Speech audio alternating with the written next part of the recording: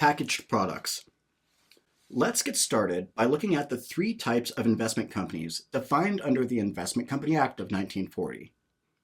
The Investment Company Act of 1940 defines three types of investment companies.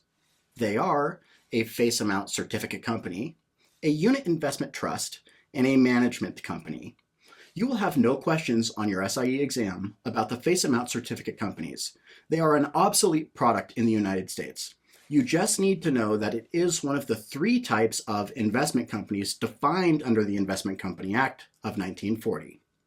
A unit investment trust consists of two types of unit investment trusts, a fixed UIT and a participating unit investment trust.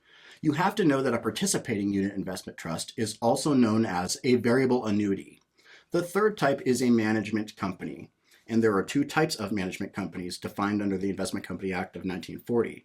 There is a closed-end management company, which is a one-time fixed issuing of shares, and an open-end management company, which issues new shares and redeems old shares. Now that I've given you an overview of the types of investment companies, let's look at the types more specifically.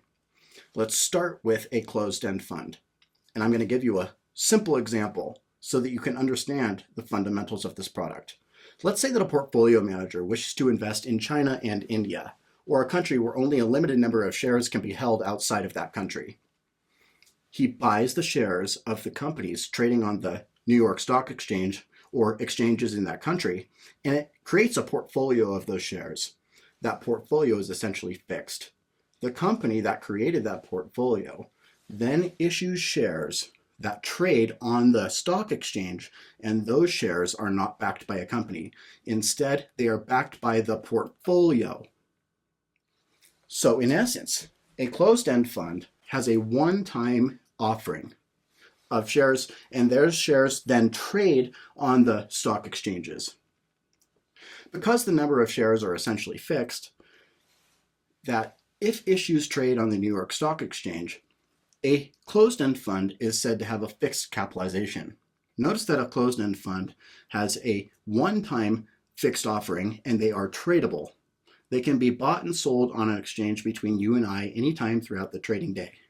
These are often referred to as publicly traded funds, and these are very popular when people want to invest in the companies located outside the United States in specific countries. But remember that the value of the shares in the portfolio are referred to as their net asset value, or the NAV, can differ widely from the value of those shares that trade on the New York Stock Exchange. I'm going to repeat this because this is an important concept about closed-end funds that you need to understand. The value of the shares held in the portfolio, known as their net asset value, or NAV, can vary widely from the value of the shares that trade on the New York Stock Exchange that are backed by that portfolio. Hence, you have the following question about the price of a closed-end fund. Which of the following quotes is most likely a closed-end fund? And in that question, they give you both the net asset value and the market price of the shares that trade on the New York Stock Exchange. Here's an example. In our first choice, the net asset value is $9.10, is equal to the market price, which is also $9.10. In the second example, the net asset value is $9.10, but the market price is $10. And in the last example, the net asset value is $9.10, but the market value is $8.50 below. So which one of these quotes is most likely a closed-end fund? It is the third example, because only with a closed-end fund can the market price of the fund be less than the fund's net asset value. This is only possible with a closed-end fund, because the shares that trade on the New York Stock Exchange are affected by different forces of supply and demand. So let's summarize a closed-end fund. A closed-end fund has a fixed capitalization, a one-time offering of shares that's fixed. It does not issue new shares, and it does not redeem old shares. And those shares do trade on a New York Stock Exchange. They are tradable securities. Closed-end funds are tradable securities opposed to an open-end fund, which is redeemable securities. That means that closed-end funds can be bought and sold every day on a stock exchange. They can also be sold short and bought on margin. And the third point is that the price of a closed-end fund shares can be lower than the net asset value of the underlying portfolio. These are the critical points you need to understand about a closed-end fund, opposed to an open-end management company, which is often referred to as an open-end fund, because it must stand ready each business day to issue new shares and redeem old shares. This is an important concept to understand because mutual funds are not tradable shares. They are redeemable shares directly with the issuer. You buy them from the sponsor, and when you get ready to sell them, you sell them to the sponsor or redeem them directly with the sponsor that created the mutual fund. Let's look at the basic structure of a mutual fund. They are started by large financial services organizations like banks and brokerage firms, or they can be started by companies that specialize in creating mutual funds like Fidelity and Vanguard. These companies would be known as the sponsors of the mutual fund. Each mutual fund has its own board of directors. The composition of the board of directors is something you must know. 60% of the board of directors can come from the sponsored or internal or interested persons. 40% must come from the public or disinterested persons, and this is required by law. The primary responsibility of the board of directors of a mutual fund is to oversee the day-to-day management of that fund. The next participant of that fund is the investment advisor. This can be an individual or a team. This is also the highest expense of a mutual fund. These people choose the funds or shares that go into the portfolio in accordance with the fund's investment objectives. Once the fund is set up, the investment objectives can only be changed with a majority of vote of the shareholders. The next participant is the custodian bank. This is very key. Each mutual fund has its own custodian bank, and the role of the custodian bank is to safeguard the fund's assets. The custodian bank is safeguarding of a fund's assets, so if the mutual fund goes bankrupt, the custodian bank actually holds the securities that make up the mutual fund. Other participants can include a sales force. This can be people and organizations that the mutual fund hires to go out and try and sell the mutual funds to different parties of the public. These components make up the basic structure of a mutual fund. A mutual fund is also required by law to calculate its net asset value, its NAV, at the end of each business day, and this is called forward pricing. So when someone buys or redeems a mutual fund during the normal trading day, they only get the price that is calculated forward at the end of the business day, and this pricing concept is known as forward pricing. There are two prices associated with a mutual fund. There is the net asset value, and there is the public offering price, the price at which it is sold to shareholders.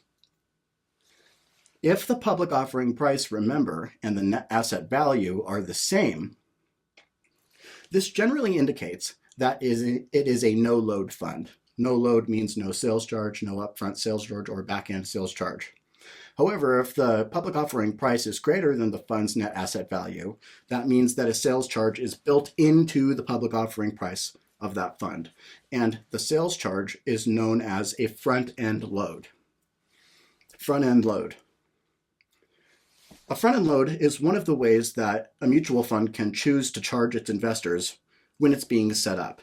Another is a back-end load, also known as a contingent deferred sales charge. Instead of charging a customer when they buy the shares, with a contingent deferred sales charge, the mutual fund can choose to charge the customer when they redeem the shares, otherwise known as a back-end load or contingent deferred sales charge, a CDSC. Pretty interesting. So typically, a CDSC declines over time and is popular with Class B shares.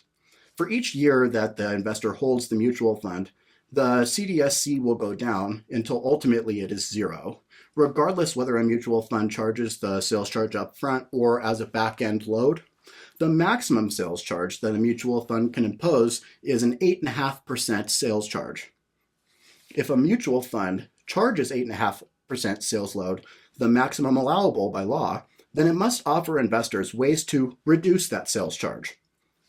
One of the benefits that a mutual fund must offer investors are breakpoints. What are breakpoints? These are quantity discounts on the sales charge. Said another way, the more money you put in past a threshold, the lower the sales charge. Here is an example. If you put in between $0 and $25,000, the sales charge is 8.5%, the maximum allowable by law. If you put in more than $25,000 up to $50,000, your sales charge drops to 7%.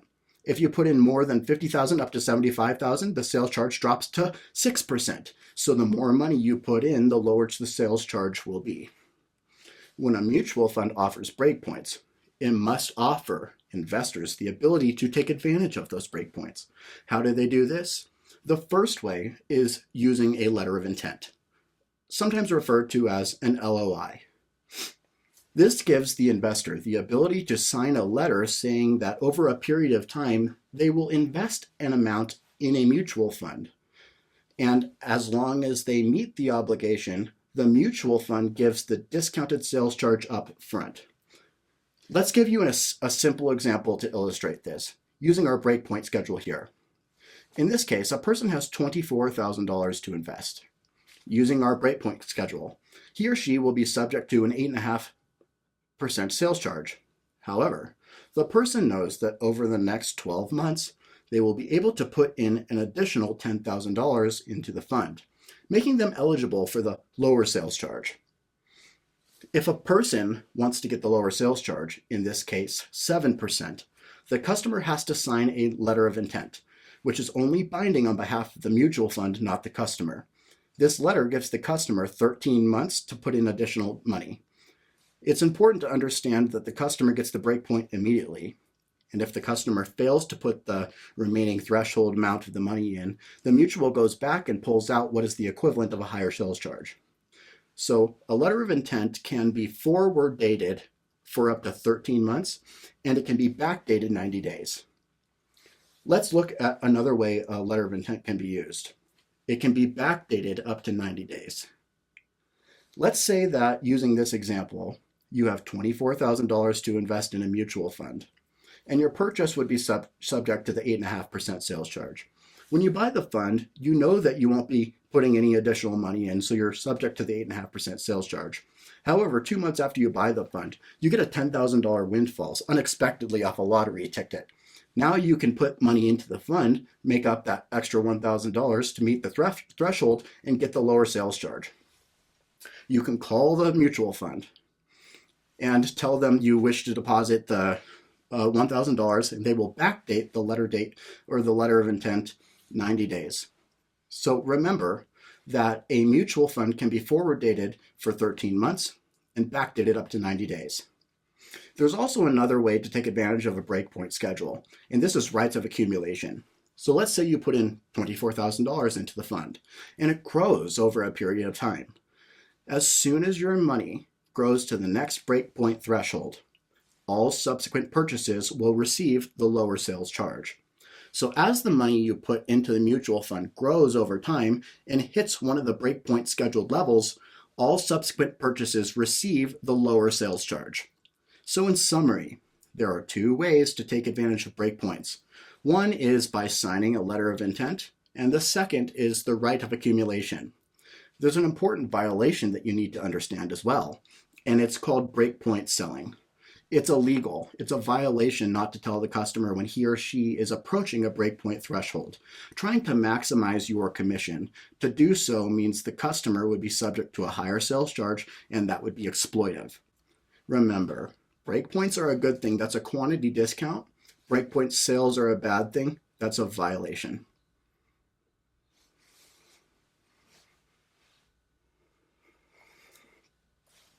To summarize, an open-end fund has a continuous offering of new shares and stands ready each business day to redeem old shares.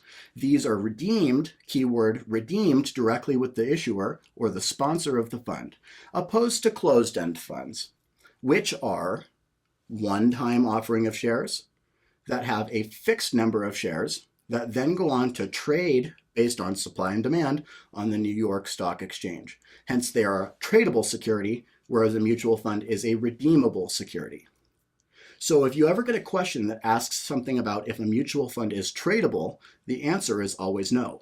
They are redeemable directly with the issuer, whereas a closed-end fund is a fixed one-time issuance of shares that then trades supply and demand, and keyword is tradable. We've just looked at the difference between open-end, closed-end funds, the three different types of investment companies, and breakpoints, rights of accumulation, and how to exercise these based upon your circumstances as an investor. We're moving right along with the SIE.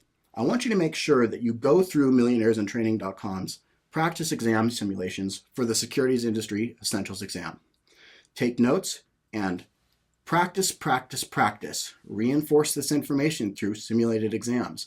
Click the check answer box and check your answers as you're moving along. You're doing so well, and I'm so excited to see you making progress.